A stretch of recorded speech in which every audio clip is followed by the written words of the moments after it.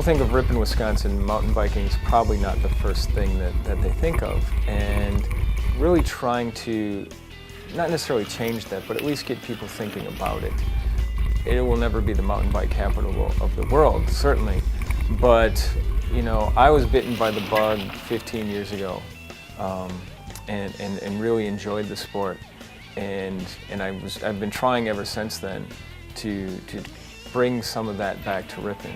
Some friends of mine, some other people in the community that shared that same passion. We tried to build a trail years ago, but it really never came through.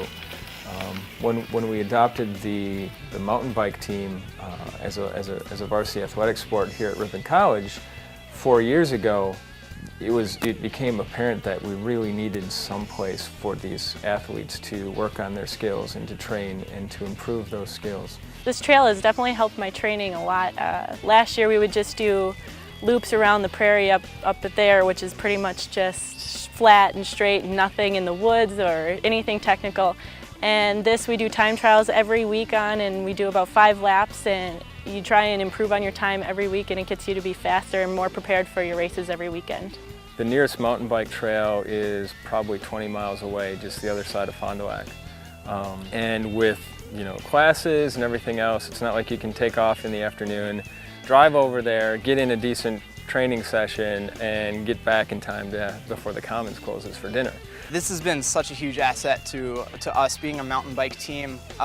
You know, it was the one thing that was holding us back was we didn't have a mountain bike trail. So to be able to come out here every week and be able to ride on dirt has just been absolutely a dream come true. We had discussions about, well, where could we do this? And we identified the property on the college's land in the Ceresco Prairie Conservancy. Met with Skip Whitler, the director of the Conservancy, and after having several discussions with him, you know, he gave his green light. Obviously, it didn't hurt that President David Joyce, the president at the time, was a big mountain biker, really enjoys the sport as well, and so we got the green light to do it. Then it was a matter of how do we make this happen.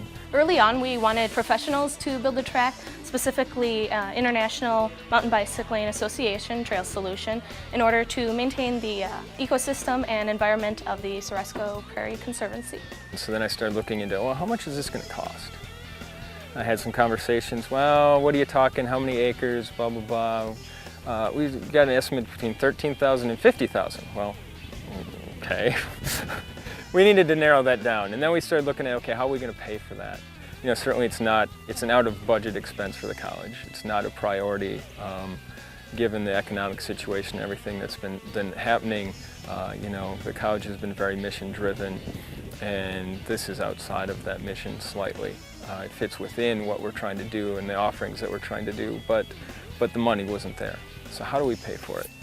To bring in IMBA Trail Solutions, it would cost a substantial sum of money, and at the time the Pepsi Refresh Grant was the most logical solution to secure that funding for us. Pepsi took all the money that they'd previously been spending on Super Bowl advertising and put it into this program where they're awarding grants for people who were doing different things, a lot of different things.